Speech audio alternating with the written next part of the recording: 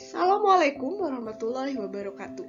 Anak-anakku sekalian, kita berjumpa lagi pada pertemuan hari ini masih dengan mata pelajaran yang sama, yaitu mata pelajaran IPS, dengan ibu yang sama pula, yaitu Siti Aisyah Nuranisa. Baik, anak-anakku sekalian, hari ini semoga kamu semua dalam keadaan sehat walafiat, sehingga walaupun kita belajar dari rumah, kamu tetap semangat untuk mengikuti pembelajaran hari ini.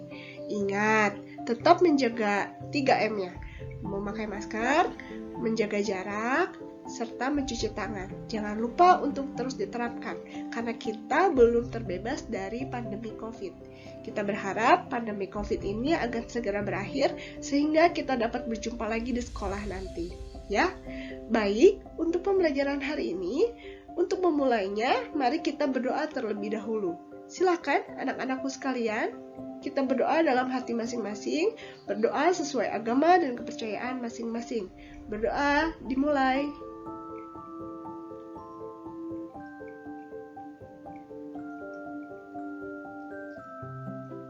Selesai? Ya, anak-anakku sekalian, seperti yang telah kalian lihat di gambar ini, hari ini kita akan mempelajari tentang upaya menghadapi globalisasi. Nah, sebelum memulai pembelajaran hari ini, Ibu ingin main tebak-tebakan dulu ya. Coba kamu perhatikan gambar tersebut. Ada 4 orang pria sedang duduk di dahan atau ranting sebuah pohon.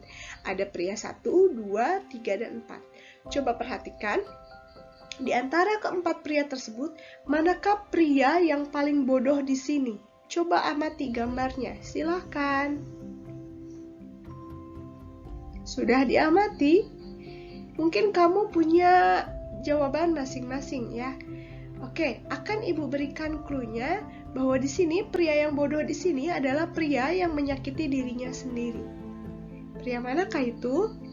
Ya, jadi pria yang bodoh dalam gambar ini adalah pria nomor 4. Mengapa? Coba kamu amati, di antara keempat pria tersebut, hanya pria keempat yang menyakiti dirinya sendiri. Maksudnya di sini adalah dia menyakiti dirinya dengan cara memohon, memotong dahan ranting yang sedang ia duduki sendiri. Ya, jadi pria yang paling bodoh adalah pria yang menyakiti dirinya sendiri. Ingat ya anak-anakku sekalian, jangan suka menyakiti diri sendiri, karena itu adalah perlakuan bodoh atau termasuk dalam ciri orang yang bodoh.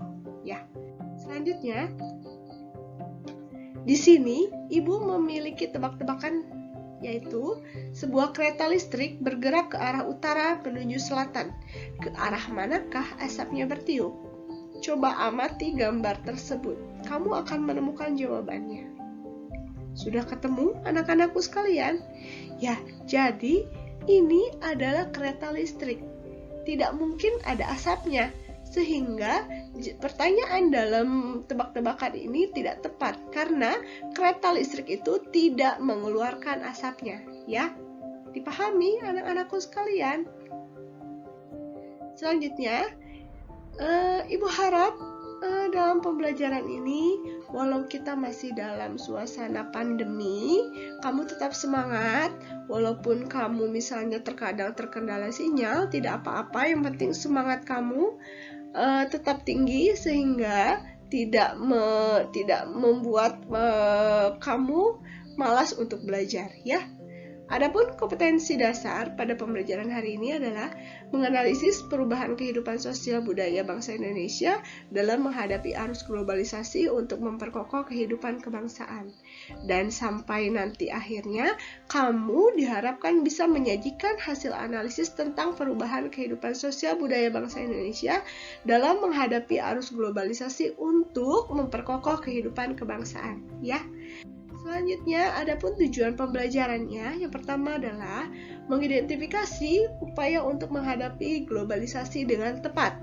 Kemudian, menganalisis upaya untuk menghadapi globalisasi dalam kehidupan sosial budaya bangsa Indonesia dengan tepat.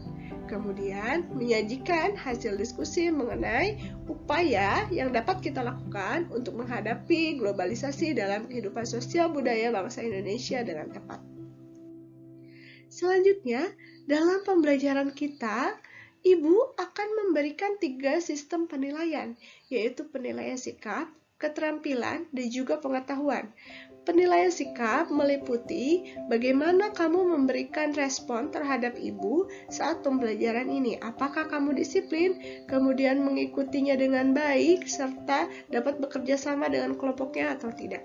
Kemudian keterampilan, yaitu nanti kamu diharapkan dapat presentasi, sehingga ibu bisa memberikan nilai keterampilan di situ. Kemudian yang ketiga adalah nilai pengetahuan. Ini adalah nilai pengetahuan nantinya dalam proses pembelajaran serta dalam evaluasi, ibu akan memberikan penilaian pengetahuan ini. Ya, anak-anakku semoga tetap semangat dalam pembelajaran ini. Siapapun yang terampil, siapapun yang mampu mengikuti prosesnya, pasti ia akan memperoleh hasilnya dengan baik. Ya. Selanjutnya, lalu apa sih yang akan kita pelajari pada hari ini? Yaitu tentang upaya menghadapi globalisasi, baik itu globalisasi budaya, globalisasi ekonomi, iptek, komunikasi, dan transportasi. Tentunya pada minggu lalu kita sudah membahas tentang perubahan sosial budaya, kemudian globalisasi, dan juga dampak yang diberikan dari adanya globalisasi. Anak-anakku sekalian, perlu diketahui bahwa globalisasi dapat memberikan dampak. Dampak tersebut akan memberikan pengaruh baik secara langsung maupun tidak langsung ke dalam kehidupan kamu dalam kehidupan sehari-hari. Oleh karena itu, kita harus memiliki siasat untuk mengatasi globalisasi tersebut. Makanya, dalam pembelajaran kita hari ini, kita akan membahas berbagai permasalahan yang timbul akibat adanya globalisasi, serta upaya yang bisa kita lakukan untuk menghadapi globalisasi tersebut. Ya, jadi tolong simak dengan baik. Coba anak-anakku sekalian, dapatkah kamu melihat gambar apa yang ada pada slideshow ini? Di sini, di gambar yang sebelah kiri, ada 4 orang anak yang sedang bermain HP. Kemudian di sebelah kanan ada segerombolan anak punk rock. Ya. Di gambar kiri ini, kita melihat ada perbedaan dari sistem permainan anak zaman dahulu dengan anak zaman sekarang. Kalau zaman dahulu, ibu tentunya mengalami bagaimana bermain itu seperti bermain kelereng, bermain kucing-kucingan, dan sebagainya. Namun sekarang yang kita temui dan yang kamu lakukan juga, jadi sekarang itu anak-anak lebih suka bermain dengan gadgetnya masing-masing ya. Coba kamu amati diri kamu sendiri, pastinya kamu mengalaminya ya. Nah, kemudian gambar kedua adalah ini segerombolan anak punk. Maksudnya di sini adalah anak punk ini mencoba mengadopsi budaya dari luar, budaya yang menganut sistem liberalisme atau kebebasan, di mana anak punk ini mereka ingin merasa bebas dengan melakukan apapun yang mereka inginkan. Nah, perlakuan ini tentunya berlainan dengan sistem yang ada pada negara kita. Sistem dan budaya tentunya. Budaya kita bukanlah orang yang bebas. Maksudnya di sini adalah bukan orang yang bebas dalam hal bergaul seperti anak punk ini. Kita memiliki adab dan norma yang baik. Sebagai bangsa Indonesia, sebagai warga negara bangsa Indonesia, tentunya kita mengetahui bahwa kita berpedoman kepada Pancasila dan kita juga memiliki agama yang dianut setiap negara, setiap orang masing-masing. Dan agama tersebut kita berpedoman untuk melakukan mana hal yang baik dan mana hal yang tidak. Ya, jadi kedua gambar ini adalah contoh dari adanya proses globalisasi. Jika di kiri adalah proses globalisasi dalam hal teknologi, kemudian di kanan adalah globalisasi dalam hal sosial. Ya, dalam hal sosial dan budaya. Baik, anak-anakku sekalian, jadi apakah kita bisa menghindari globalisasi? Ya, sepertinya kita tidak akan pernah bisa menghindari globalisasi karena globalisasi itu berkembang seiring dengan kemajuan iptek dan ilmu pengetahuan. Jadi, kalau kita tidak bisa menghindari globalisasi, apa yang harus kita lakukan? Untuk mengetahui lebih lanjut tentang upaya yang dapat kita lakukan untuk menghadapi globalisasi, mari kita saksikan video berikut ini.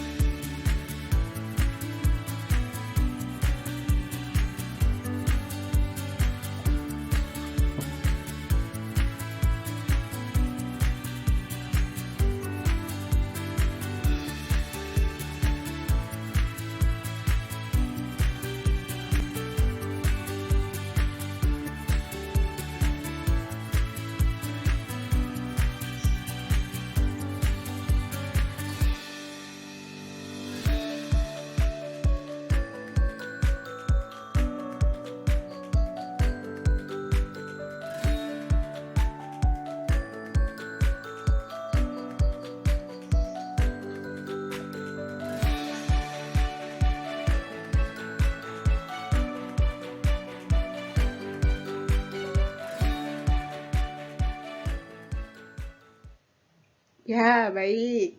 Telah kita saksikan video yang tadi sudah Ibu putarkan. Jadi, dalam video tersebut dibahas sebenarnya banyak sekali upaya yang bisa kita lakukan untuk menghadapi globalisasi ya anak-anak. Kita akan bahas satu persatu.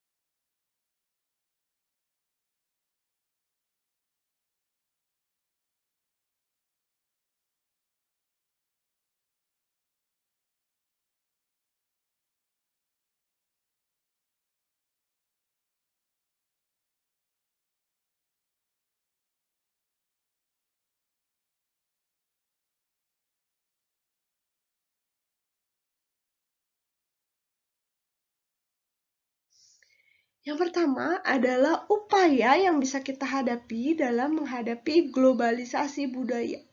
Tadi sudah Ibu singgung sebelumnya mengenai kehidupan anak pang. Kemudian di sini coba kita perhatikan, di sini ada 3 gambar. Di sini ada orang asing yang sedang belajar tentang kebudayaan angklung yang kita miliki ya. Jadi ada orang luar negeri yang sedang mempelajari bagaimana caranya memainkan alat musik angklung. Kemudian di sini ada anak pang. Kemudian yang ketiga adalah di sini ada gambar animasi 3 orang perempuan yang sedang berbelanja. Atau kita sering menyebutnya dengan shopping ya, anak-anakku sekalian. Nah, jadi upaya yang bisa kita hadapi dalam menghadapi globalisasi budaya adalah yang pertama, dengan menyaring setiap budaya asing yang masuk ke Indonesia. Anak-anakku sekalian, sekarang dengan perkembangan zaman, seiring dengan kamu sering bermain sosial media, terutama misalnya Instagram, kemudian Facebook, dan sebagainya, seringkali kamu menemukan bahwa ada iklan-iklan, kemudian ada misalnya postingan dari orang luar negeri yang kamu lihat. Nah, bagaimana cara menyikapinya untuk kita mampu menghadapi globalisasi budaya tersebut? Yang pertama adalah setiap kali kamu melihat sebuah kebudayaan, cobalah untuk menyaring setiap kebudayaan tersebut. Jangan langsung diterima mentah-mentah, jangan langsung diadopsi dan dilakukan oleh kamu. Karena tidak seluruhnya budaya yang berasal dari luar negeri ini cocok untuk diadopsi di Indonesia, ya.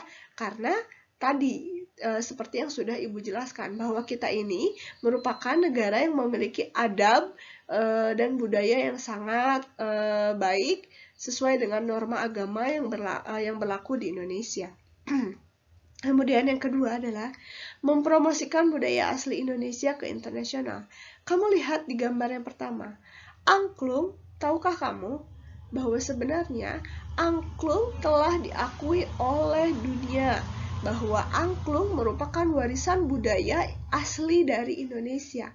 Jadi, cara yang bisa kita lakukan untuk menghargai kemudian bentuk rasa cinta kita terhadap angklung, kita dapat mempromosikannya, budaya asli tersebut. Misalnya, kalau kamu tidak bisa, mulai dari sekarang cobalah belajar mengenai budaya asli Indonesia. Baik itu angklung, kemudian misalnya membatik, proses membatik, kemudian selanjutnya bermain misalnya karinding, itu juga asli, khususnya di Jawa Barat ya, kamu harus tahu. Kemudian mungkin kendang dan sebagainya. Nah, cobalah promosikan budaya tersebut. Mungkin dari hal-hal kecil, misalnya bisa kamu posting di IG misalnya ya. Kemudian yang selanjutnya adalah menyukai dan menggunakan produk asli Indonesia. Sering Ibu temui banyak dari kamu yang lebih bangga jika memakai produk dari luar negeri. Misalnya menggunakan sepatu dari merek luar negeri. Padahal sebenarnya produk dari Indonesia tidak kalah saing. Tentunya juga harganya bisa bersaing karena harga yang kita miliki lebih murah tentunya dibandingkan dengan harga produk dari luar negeri. Jadi kita harus menyukai dan menggunakan produk asli Indonesia. Kemudian selanjutnya adalah mematenkan budaya Indonesia. Dengan cara apa? Dengan cara kita mempromosikan atau mengajukan pengakuan dari dunia internasional. Misalnya tadi angklung tadi sudah diakui oleh dunia internasional sebagai warisan budaya asli dari Indonesia. Kemudian yang selanjutnya adalah meningkatkan kualitas nilai keimanan dan moralitas. Ya, anak-anakku sekalian, kalau kamu ketahui bahwa sebenarnya banyak sekali dampak negatif dari globalisasi budaya tersebut, ya. Misalnya anak remaja menjadi pakaiannya menjadi tidak baik, serba ngetat dan sebagainya. Padahal itu berlainan, khususnya dalam agama Islam ya. Jadi berlainan dengan nilai yang ditanamkan orang tua kita bahwa kita harus menjaga aurat misalnya. Kemudian rambutnya diwarna-warnai ya. Sering kan kamu menemui anak yang diombre rambutnya. Nah, itu kita harus menanamkan atau meningkatkan kualitas nilai keimanan dan moralitas. Karena dengan memamerkan rambut saja itu sudah dosa ya anak-anakku sekalian dan sebagainya ya. Selanjutnya, upaya yang bisa kita hadapi dalam menghadapi globalisasi iptek. Jadi, dalam menghadapi globalisasi iptek itu sebenarnya kita mendapatkan dampak baik dan dampak buruk. Nah, upaya yang dapat kita lakukan adalah yang pertama, berkompetisi dalam kemajuan iptek. Ya, jadi kita harus mampu bersaing dengan luar negeri, tidak boleh kalah dalam hal kemajuan iptek. Kemudian meningkatkan motif berprestasi, bahwa kita harus mampu berprestasi seperti anak-anak yang berada atau berasal dari luar negeri. Tentunya dapat kita lakukan sedini mungkin dengan cara belajar sungguh-sungguh. Jika kamu menyukai suatu hal, selama itu bernilai positif, maka tingkatkan dan tingkatkan serta kamu perdalam hal tersebut sehingga nantinya itu akan menjadi kelebihan kamu di masa depan. Ya, kemudian selanjutnya adalah meningkatkan kualitas sumber daya manusia. Meningkatkan kualitas sumber daya manusia dapat dilakukan salah satunya dengan cara menjalankan proses pendidikan dengan baik. Anak-anakku sekalian, ini berarti sedini mungkin kamu harusnya bisa menata diri kamu untuk masa depan. Salah satunya dengan meningkatkan kualitas diri kamu. Mulai dari belajar dengan baik, kemudian memilih teman dengan baik, bergaul dengan baik, dan melakukan hal-hal yang positif. Ya, yang bisa membangun karakter kamu menjadi karakter yang baik, serta membangun diri kamu yang lebih berkualitas. Kemudian, yang keempat adalah berorientasi ke masa depan. Maksudnya di sini adalah diharapkan kamu itu memiliki pemikiran yang luas, yang jauh ke depan. Bagaimana caranya kamu bisa bersaing dengan orang-orang yang memiliki kemajuan iptek yang lebih tinggi dibanding kamu. Walaupun misalnya kita ini berada di daerah pedesaan. Jangan minder, jangan malu bahwa kita mampu bersaing jika kita memiliki keinginan. Ya, anak-anakku, belajar tidak harus selalu di sekolah. Belajar juga bisa kita lakukan dengan teman, dengan lingkungan kamu atau kerabat kamu, dengan cara berbagi pengalaman misalnya, mencoba hal-hal yang belum kamu cobai, dalam artian hal-hal yang positif tentunya. Dan yang terakhir adalah meningkatkan penguasaan iptek. Ya, kita lihat di sini ya. Anak-anak ibu ini kan di kelas 3.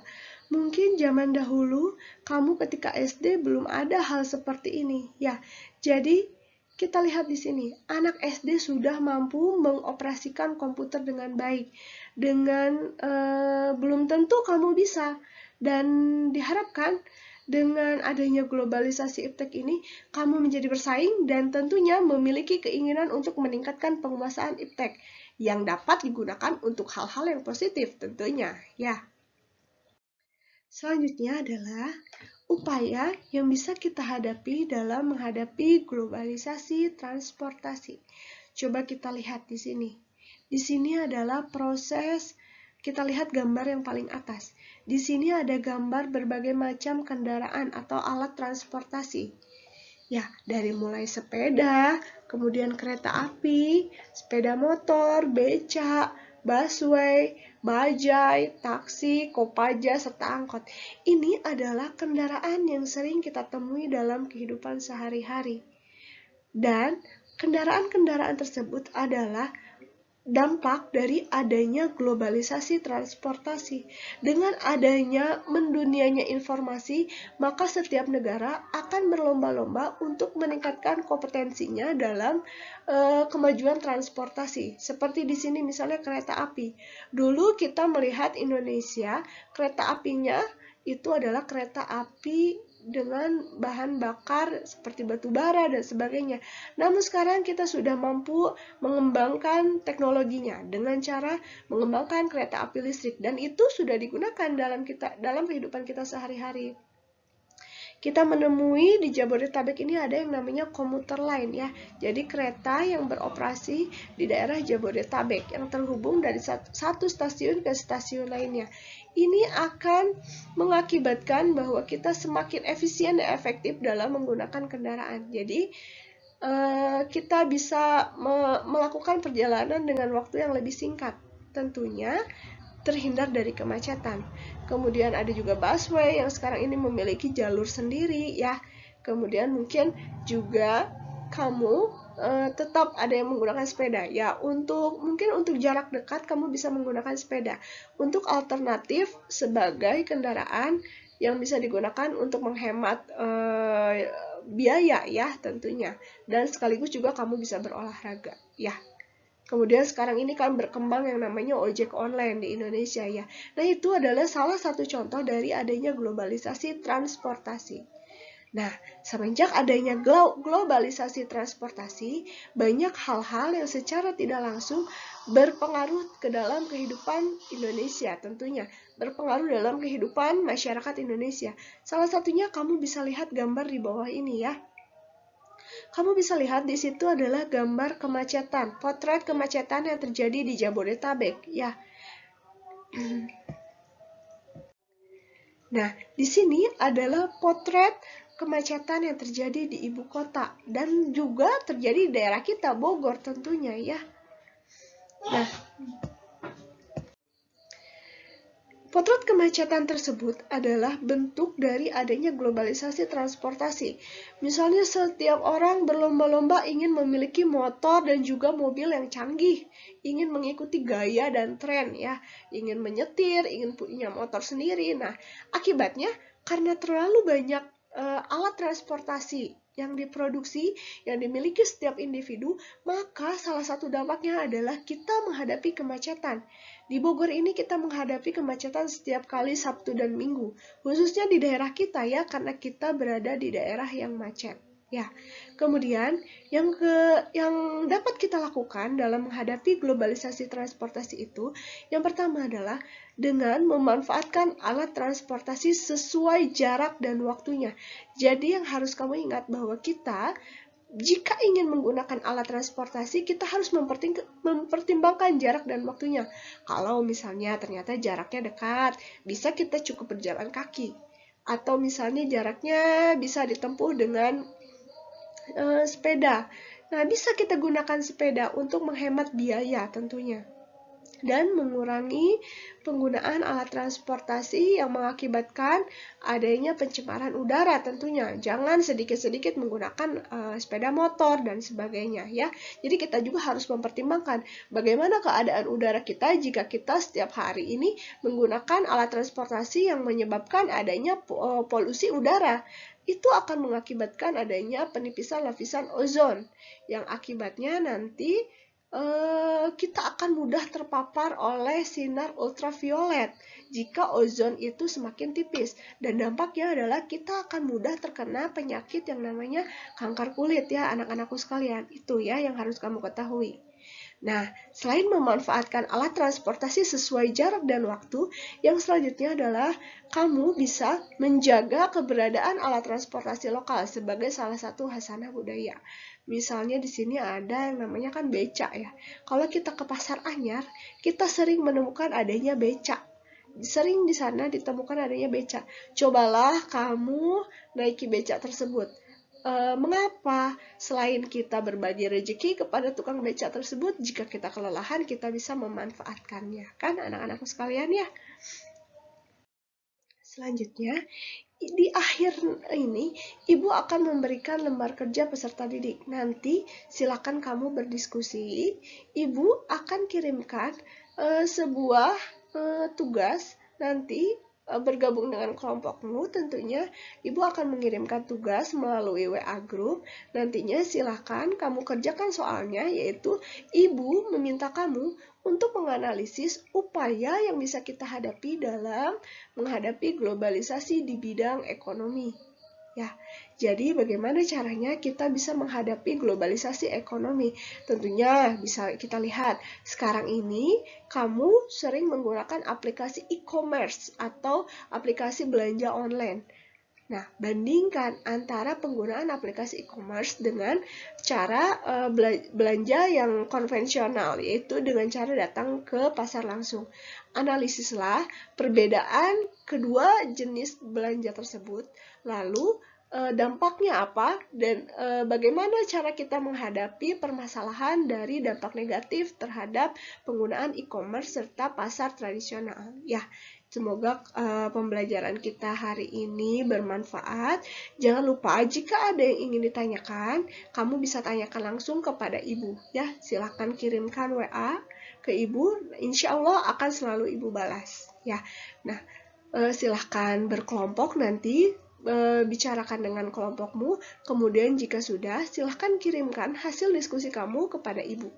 Kemudian boleh dengan cara misalnya satu ketua kelompoknya mengirimkan deskripsi atau video yang merupakan hasil dari diskusi kamu tersebut. Ya, boleh dipresentasikan dalam bentuk video. Jadi videonya itu berisi tentang presentasi kamu mengenai jawaban yang ibu berikan melalui LKPD. Ya, anak-anakku sekalian. Nah, ibu harap kita semua selalu dalam keadaan sehat, walaupun pandemi ini juga belum usai. Anak-anakku sekalian, semoga kamu tetap mematuhi protokol kesehatan. Jangan lupa tetap menjaga 3M-nya, kemudian juga tetap menjaga pola makan dengan memakan makanan yang sehat, serta jangan lupa minum vitamin jika diperlukan. Kemudian juga anak-anak ibu sekalian, ibu harapkan dalam pembelajaran ini kamu tetap semangat ya. Kita akan bertemu lagi pada minggu depan. Ibu harap minggu depan silahkan baca terlebih dahulu materinya. Jika kamu telah selesai berdiskusi, silahkan kamu baca terlebih dahulu mengulas tentang perubahan sosial budaya serta globalisasi, baik itu dampak serta upaya yang bisa kita hadapi seperti pada pertemuan kita hari ini ya. Tetap semangat. Jadi dalam pembelajaran hari ini kita bisa melihat bahwa sebenarnya kita harus mencintai produk dari dalam negeri agar produsen dari dalam negeri tetap menjaga eksistensinya, tetap populer walaupun di tengah perdagangan bebas ya. Tentunya walaupun di kendala yang kita hadapi secara bersama-sama saat ini adalah masalah dunia, tentunya kita menghadapi yang namanya pandemi COVID, tentunya itu dapat berpengaruh terhadap terhadap proses ekonomi, globalisasi ekonomi. Jadi kita kemungkinan para produsen akan mengalami kesulitan dan sebagainya.